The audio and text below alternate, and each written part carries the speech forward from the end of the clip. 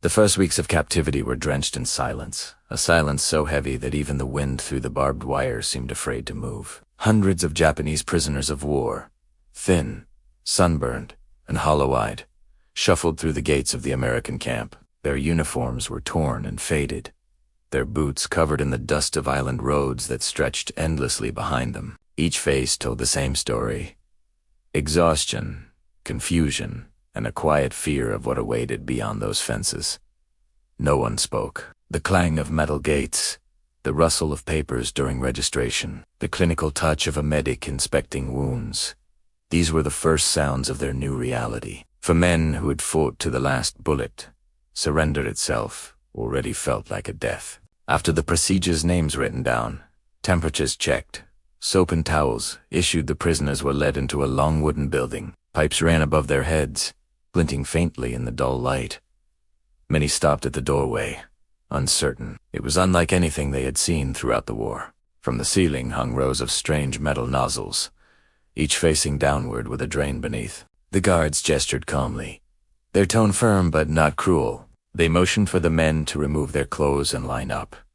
Confused glances spread among the prisoners. They had heard stories, warnings from officers about American cruelty, of humiliation, of death disguised as kindness. Now, standing before these unfamiliar fixtures, one question passed silently between them. Was this really a bath, or something else?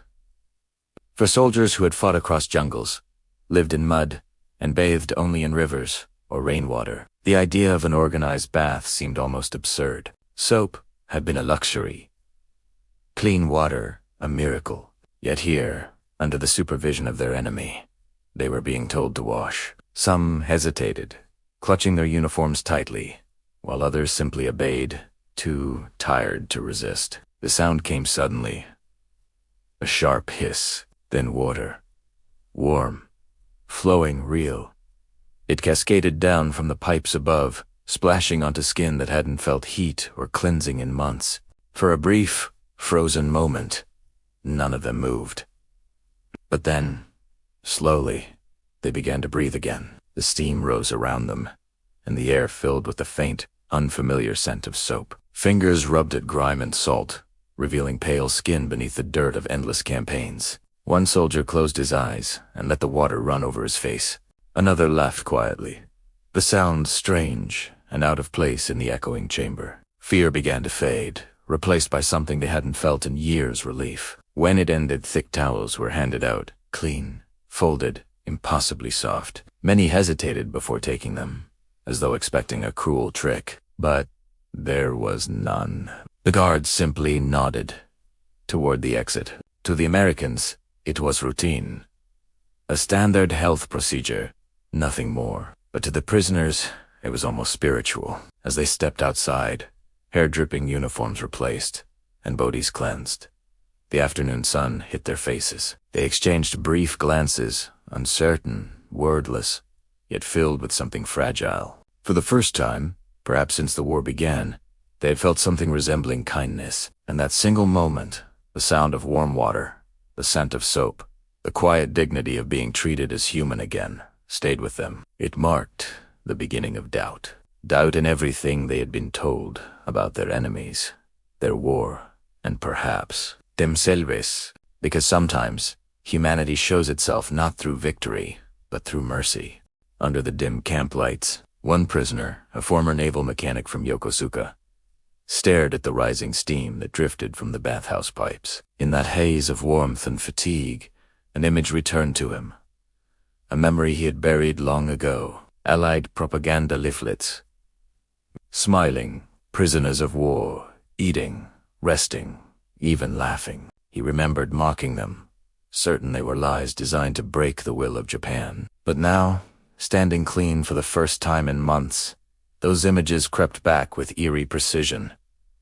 Could any of it have been true? He wanted to believe the warmth meant safety. Yet darker thoughts pressed in, stubborn and cold. What if these showers were not what they seemed? Whispers spread like smoke through the barracks low, fearful, persistent. Some spoke of hidden dangers, of strange comparisons to stories from Europe. Few new details, but all felt the unease. The fear of deception clung to them more tightly than the dirt they had washed away. The guards noticed hesitation at the doors, a flicker in every movement, a stiffness in every glance. Orders were repeated, translators doing their best in broken Japanese. This was hygiene, not punishment. But for men trained from childhood to see surrender as shame, even kindness felt suspicious. Mercy was not a language they trusted. In Japan, bathing was sacred, a ritual of purity and renewal shared in quiet hot springs, under drifting clouds of steam and silence. But here, it was mechanical, timed, efficient. Rows of metal pipes, sharp commands, cold tiles, and the rush of regulated water. It was cleansing, stripped of meaning, order without spirit. The Americans saw it as simple routine. To the Japanese, it felt almost soulless, an act that cleaned the body but left the spirit untouched. For several nights, the barracks buzzed with quiet speculation. Why waste hot water on prisoners? Why hand out soap and towels instead of punishment? Was it compassion or a method of control? Theories spread like murmurs in the dark, soft voices under the wooden beams. Some believed comfort was the new weapon. Soften the enemy before reshaping him. Others thought it was all an illusion, a performance meant to confuse and pacify. Still, the days passed, and the pattern repeated itself. Showers, soap, warm water, drying, dressing, returning. Nothing cruel followed. No punishment, no humiliation. Gradually, suspicion thinned. Curiosity took its place. Could it be that the enemy truly cared about health? The Americans seemed to enforce cleanliness with the same discipline they used for weapons. Interpreters demonstrated how to scrub arms, legs, hair. Guards checked for lice after every wash. Fresh undergarments were issued, powders applied, medicines distributed. The efficiency was almost military, yet the result felt strangely humane. For the first time, many Japanese soldiers began to see their captors differently. Disease prevention wasn't just about order, it was about dignity. A system where health itself was control, but also compassion. At first, pride resisted. Some men felt humiliated by the routine, but as days passed, even the most hardened among them began to notice change. The itching that had plagued them for months faded. Old wounds began to close. One corporal, who had fought on Guadalcanal and limped ever since, realized his legs no longer ached as before. The air in the barracks felt different. Lighter, cleaner, no longer heavy with the rot of war. There were still moments of tension. Orders shouted too harshly, misunderstandings flaring, pride bruised. Yet the results spoke louder than fear. The camp grew quieter. The air, fresher. The nights calmer. The scent of disease and despair. The smell of war itself slowly dissolved, replaced by something that felt foreign, yet strangely comforting. The faint, steady scent of soap and order. Perhaps some of them thought this was how a war truly ended. Not with a bullet or a flag, but with the quiet rediscovery of what it means to be human. Gradually, suspicion gave way to routine. The prisoners began to move with less resistance, lining up at the showers almost automatically. They learned how to scrub more carefully, dry themselves with precision, and fold the towels just as the guards instructed. Some even began to compare the types of soap, which ones foamed better, which smelled less harsh. These small details, meaningless in freedom, became a way to fill the long empty hours. Hygiene had quietly shifted from an order to a shared ritual, something that gave structure and even a strange sense of unity among men who had lost everything else. What struck many was not just the act of washing, but what it symbolized. Their captors seemed to expect them to keep their dignity, even in captivity. The showers were not only about controlling disease, they were about enforcing a standard of humanity. In the Imperial Japanese Army, soldiers had been taught that comfort was weakness, and that endurance of dirt and pain was a sign of honor. Now, under American discipline, they discovered another belief, that cleanliness was not softness, but strength. The contrast unsettled them, yet it also planted the first seeds of reluctant respect for their captors' strange, organized order. When the first streams of hot water touched their skin, many prisoners gasped. stepping back in disbelief. The warmth flowed steadily, controlled and constant, unlike anything they had known in years of war. 4 men, used to cold rivers or metal buckets. This was almost unimaginable. Steam rose through the air, softening the harsh light of the shower hall. The foreign soap foamed thickly, washing away layers of sweat and dirt. At first, they rubbed hesitantly. Soon, with growing confidence, they scrubbed harder, watching the water run clear. It was more than cleansing. It was a rediscovery of their bodies after months of grime and exhaustion. For some, the moment carried emotion they could not fully name. The sensation of warmth, the scent of soap, and the feel of clean skin brought back memories, long buried of home, of family baths before the war, of quiet evenings now lost to time. Others recalled public bathhouses where laughter once echoed, replaced now by silence and foreign voices. The experience was both comforting and strange. A glimpse of normal life in the heart of captivity. The Americans treated the process with cold efficiency. Soap, towels, and water were issued like any other supply. To them, it was hygiene and discipline. To the prisoners, it was something far more profound. A small but undeniable sign of humanity. In a place they had expected only cruelty, the irony was sharp. The enemy they had feared was providing comfort their own army had never given. Some men felt shame, believing such comfort weakened them. Others accepted it quietly, grateful for a few moments that made them feel human again. Over time, the showers reshaped life inside the camp. Instead of scratching lice and enduring infected wounds, they began to heal. Hot water eased their pain. The stench of unwashed bodies faded.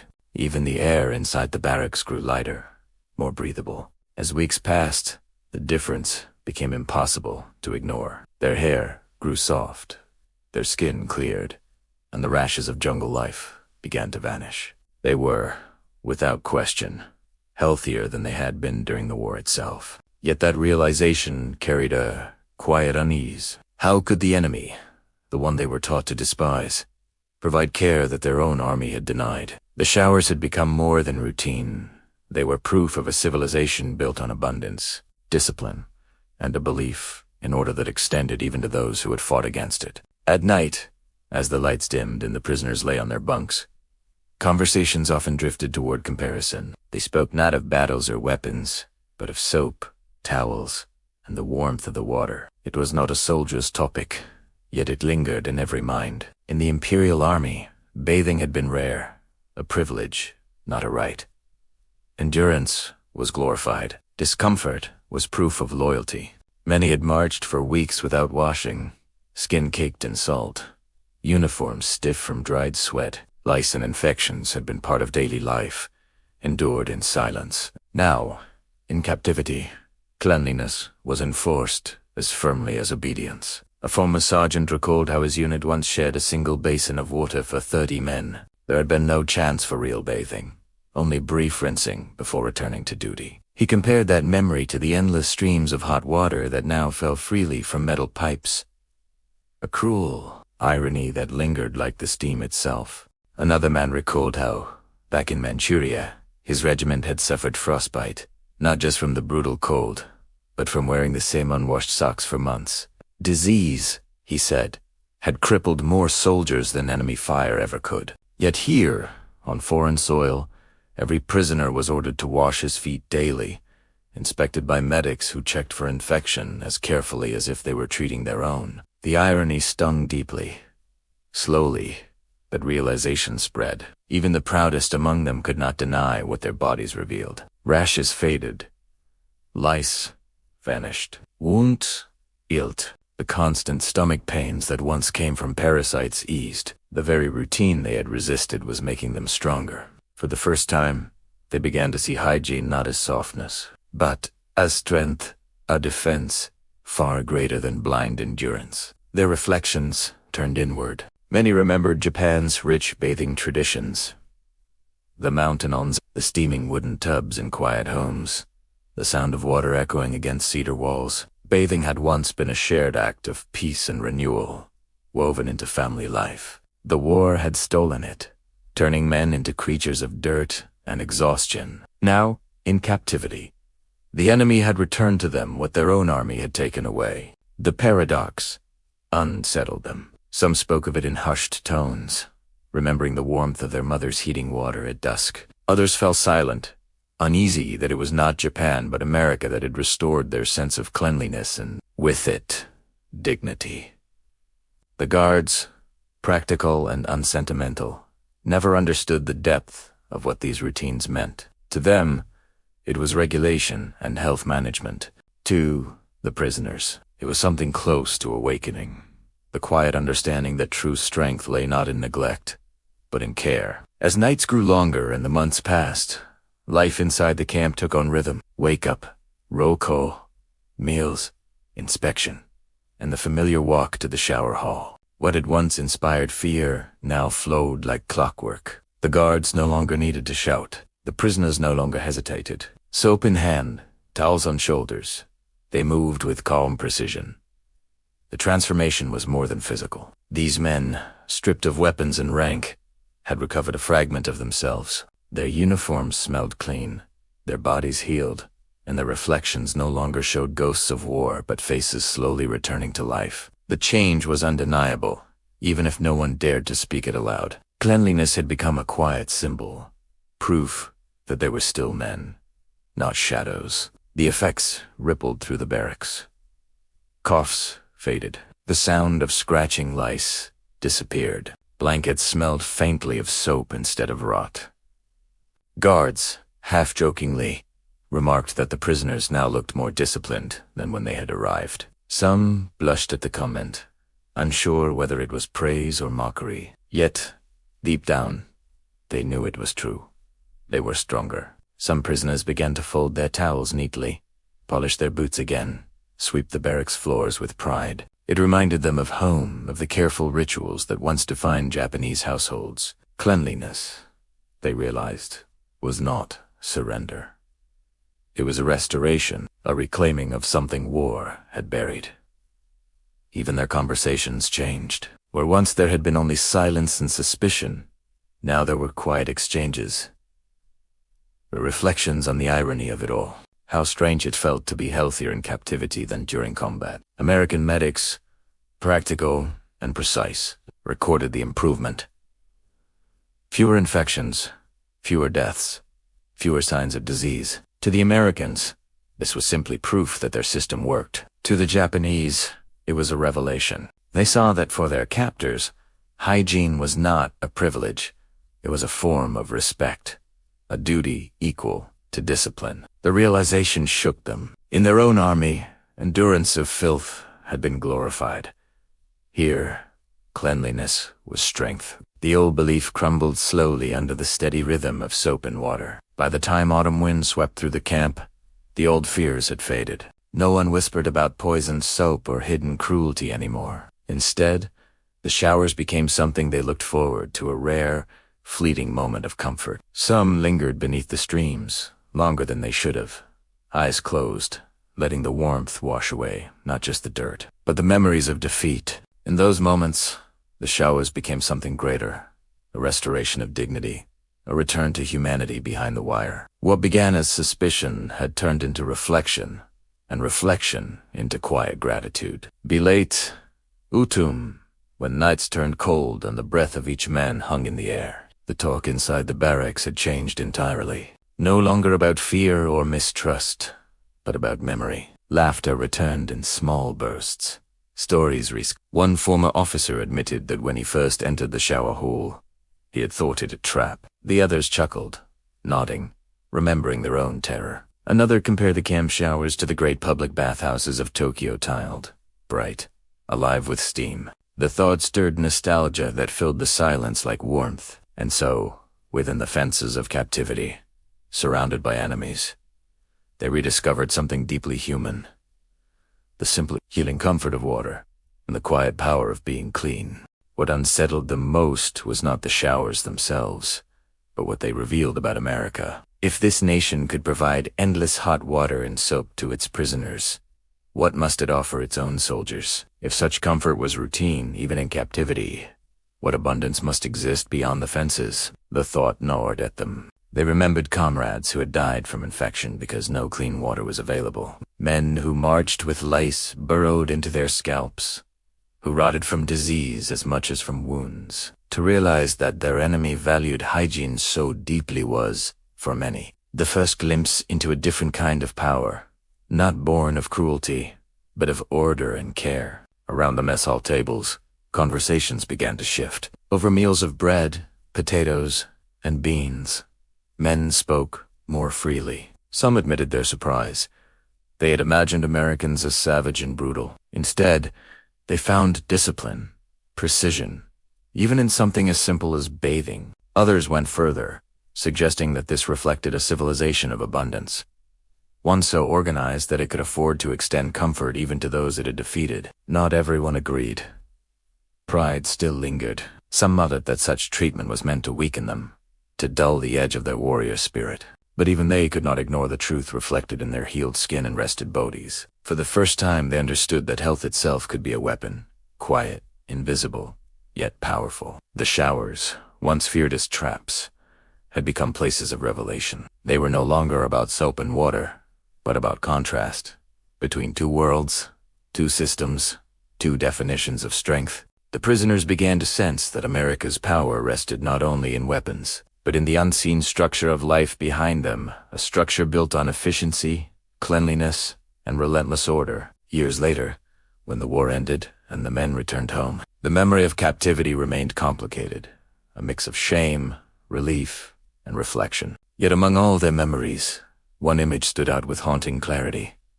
The showers. Men who had fought in jungles and watched comrades fall remembered, above all, the sound of water rushing from pipes, the feel of soap in their hands, the strange warmth that had both frightened and comforted them. Some spoke of it to their families, trying to explain how the enemy had insisted on daily cleanliness. Their wives and mothers listened in disbelief.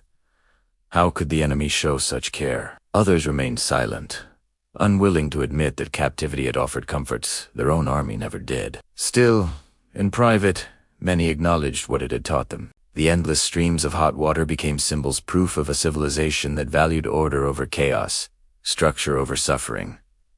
It was not sentimental, it was awakening. They had seen that cleanliness was not luxury, it was strength. Historians who later interviewed former prisoners found the same detail repeated again and again. Not food, not work, but the showers. The ritual of hygiene had left a deeper mark than hunger or hardship. To be handed soap and a towel, to be told to wash it was unforgettable, precisely because it was so different from the world they had known. For some, the lesson endured long after. Returning home, they kept the habit of daily washing. They taught their children that hygiene was not weakness, but discipline, the mark of a society that respected itself. The memory of the showers became a quiet paradox, a symbol of defeat intertwined with a strange kind of gratitude. It reminded them that even in the lowest moments of surrender, they had glimpsed something powerful, a civilization where care itself was a form of strength. In the end,